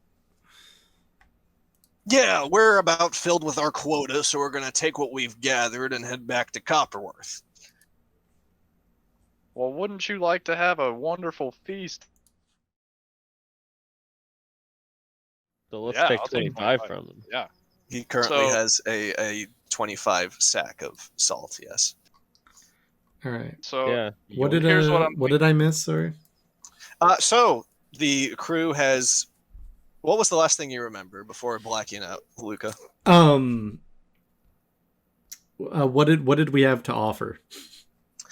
So, yes, the foreman gave an offer for the smithing tools and 25 pounds of black salt for 100 pounds of whale product. Okay. Apparently Origin was running in the background and decided to destroy my whole computer. So thank you, Origin. Oh no. Do we need to reset things up to any degree? Nope, no. There'll just be a little blackout, as it were, in the recording, but that's fine. Okay, I'm sure we can find good things in the audio track to piece it back together. Yeah. But yeah, that is the current deal on the table. Okay, I've got a proposition. Good sir, whose name I can't recall. You have not asked me my name. Well, it's nice to meet you, sir. My name is Kai, and this is the crew. Just like gesture to you guys.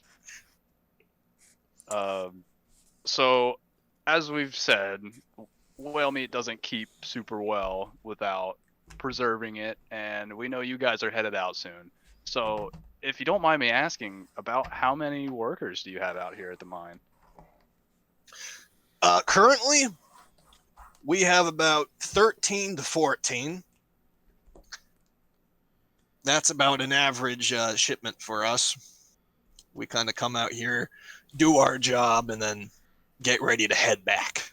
So, unfortunately, we're not all accounted for, as it were, so we're a little stuck. What do you mean not all accounted for? Well, go ahead and roll me a persuasion check, Luca. Alrighty. As this guy's not sure if this information is trustworthy or not. Go ahead and roll me another critical success, please. See now it's going to be a critical failure. Persuasion. There we go.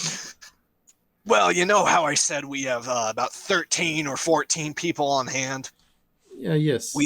We have one guy who's come down with a bit of a fever, and fortunately, it doesn't look like we can move out until he gets a little better. We don't want to risk hurting him in the process. A fever, you say? Well, my friend yes. here is quite good at healing people. Maybe he can take a look. If that is I'm okay at with least you. curious to see what kind of sickness he has. Is that true? Yes, it You're is. some kind of magic man. I am the magic man, as they call me. Yeah. It's not just pipeweed. One of those primalists, as they say. Hey, do you want me Well, to help or not? Primalist might Can't save see your any friend. harm it would do. If you'd be willing, I'm sure he'd be thankful. All right, let me take a look at him. All right, follow me. The foreman, who you still has not told you his name, leads you over to one of the personnel tents here in the quarry. And as you follow him, Aldrich, you see kind of laid out on a bedroll. You can see a human man, clean shaven, with a little bit of a long hair, kind of messed up in the degree you would see somebody who has not showered in weeks to have, wearing a similar jumpsuit as the foreman, but rolled down to his waist, and he was wearing a thin white shirt underneath. You see the man himself looks to be a little bit flushed in the face, and you can hear as he coughs intermittently. Poor bastard Thompson here was one of my best workers, working in the deepest parts of the salt mines before he came down with a bit of a sickness last week. He's still working on his good days, but on his bad days, as you can see, he's barely responding to anybody. So, Well, I'm gonna kneel next to the guy and listen to his chest and see if I can detect poison and disease. absolutely.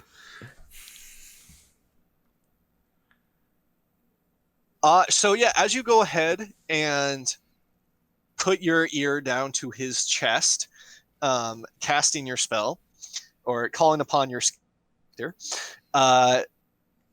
you can hear his lungs shifting in his rib cage as each breath taken by the patient is one of wheezing and pain, as he almost appears to be struggling to breathe. So this is a respiratory illness, and incidentally enough, doing the exact proper method to kind of take the first step at identifying the disease, I'll give you an advantage on the medicine check to identify it. Yay. Medicine. What's my modifier? Your modifier? It's a skill. My bonus. It's advantage. Oh, cool. Boop. Okay. Medicine. 17. Nice. So as you kind of look at the symptoms you have here of wheezing, fever, short of breath, looks to be in pain, you're able to, with your experience in Coursinest, rating, the typical ailments, you can assume with a pretty high degree of probability that this miner here is suffering from Salt cough, eh? salt cough. And I will tell you what you probably know about salt cough. Salt cough is a common ailment with salt miners. It is a inhalement of dust particles during the mining process, which over time is thought to dehydrate the lungs, leading to difficulty of breath, coughing, and other ailments that get worse with increased exposure. That medieval popcorn lung. Yes, the most common, solutions to the problem is, number one, to remove the exposure of the problem, increase access to clean air and water, as well as give the patient, if you have it on hand, 3 liters of goat milk a day. That is the extent of your textbook knowledge. Okay. So I turn to the general, who we still don't know the name of. Yes. Say, listen, I think he'll be all right. Just he can't keep working in these mines, or else his condition's only gonna get worse. Oh, now that sounds like a bunch of babble. Working in the mine is Thompson's favorite pastime. You see, sometimes, if you love something, you gotta let it go. It's his pride and he's joy. gotta let it go. Yeah, well, it's either that or his life. He can keep working if he wants. I don't give a shit, but he's not gonna survive long if he does. He could always take a month or 2 off. I don't know if that. Make sure he gets some goat milk if you have it. Wait, you're saying he might die? If he keeps on working like this and his cough gets worse. Oh, that's Care the about case. your friend. You want to make him not work. I think friend is a strong word, but we certainly don't want him getting any worse than he is. If that's the case, well, how long you think he'll be up and moving again if we, keep him strapped to the bed rest? I'd say we got to get back going to Coursinest at some point. We can head out with him tied up, or not tied up. Fastened. We're not gonna hurt him as long as he's outside of these mines. I'll just bring him I'd on say the to sled. take 2 to 3 days. Question mark. 2 to 3 days to. Start feeling better. Maybe get up, walk around. Oh, okay. Oh, that's not too bad. You hear that, Thompson?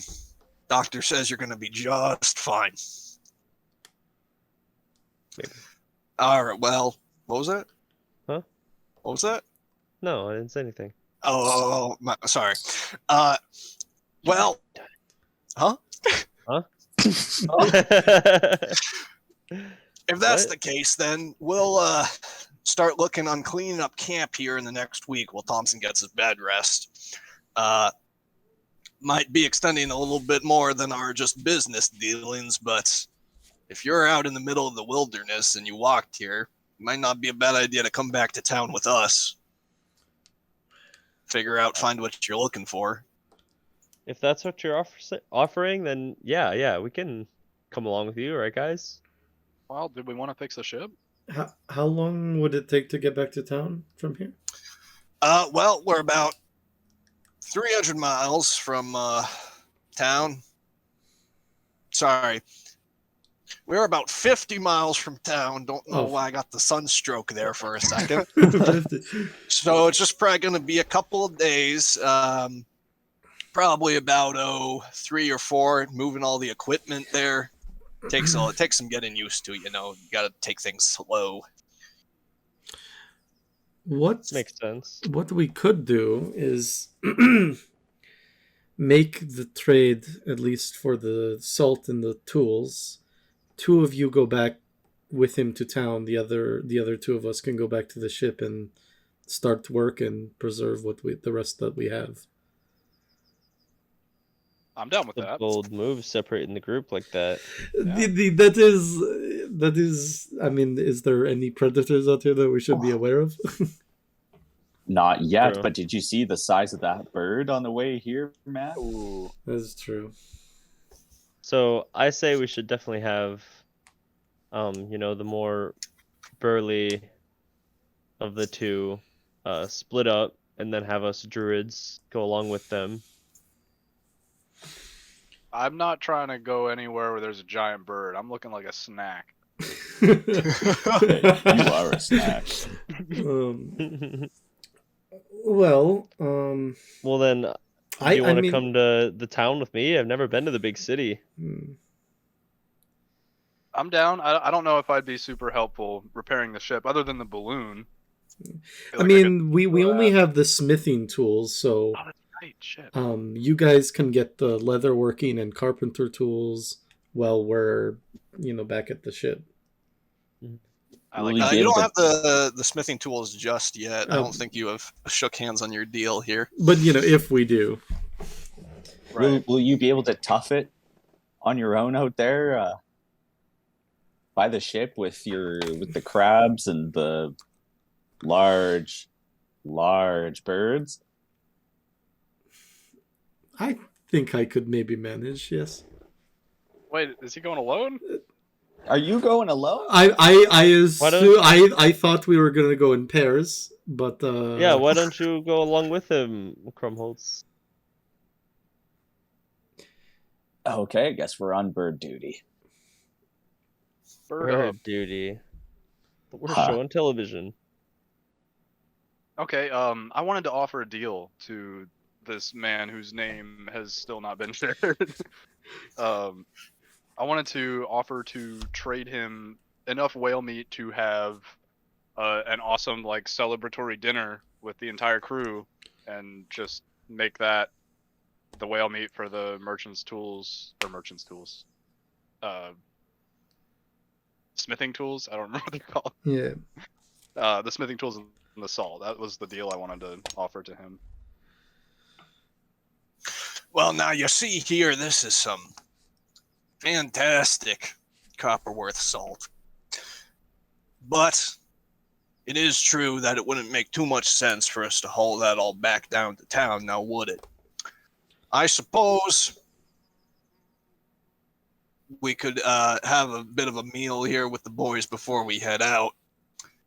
but I do darn reckon that's probably going to come out to about the same amount. I mean, we got, let's see, 13 mouths here, not including Thompson. Each man's probably going to want 5, 6, 7. Oh my 7. god. 7 what? What was the original deal again? 100 pounds. Oh, 100 pounds. I was hoping we could get him down to 50 with this idea, 50. but I want to make sure everyone What is can your eat. idea? Sorry. My idea is we will offer as payment for the tools and the salt enough whale meat, exactly enough whale meat for them to have an awesome dinner before they go back to town. Which Tell would you be what. about 100 pounds. I guess. You'll give us just enough for the feast. I'm going to say 70 pounds. And then if you happen to have it, any silver, it'd be nice to give a bonus to the boys. Say 50? 50 silver would be more than enough. 50 silver and 70 pounds of whale meat for a tiny set of tools and a pile of salt. Oh, no, hold on. This isn't just a tiny set of tools. That hammer is as big as your head. Okay. Well, it's true that we're in a bind right now, and you've been nothing but helpful and friendly to us, so I think I'm okay with that. What about you guys? I actually have no objections. You did help Thompson out, so I hope you're understanding that I'm hoping to include you in that food there. Oh, that'd be wonderful. Oh, how nice. It's the least we could do, I reckon. Okay, well, I guess ready to shake hands. All right. My name's Gunther, by the way. You seem like a Gunther. Gunther. Pleasure to get your name, Gunther. Indeed. Foreman of the Copperworth Mine. And that is where we will end today's session. Woo-hoo. As you Nice. spend the entire rest of the evening of your third day in the wilderness, breaking down camp with these miners here as they swap stories, roast whale meats over the open flame, and even break out a small keg of ale as everybody settles down for a small feast, celebrating life as it is Dope. here in the world of Bolarius. Wonderful. That's extremely wholesome. Thank you all for joining us for another season of Bolarius. What a nice, happy session.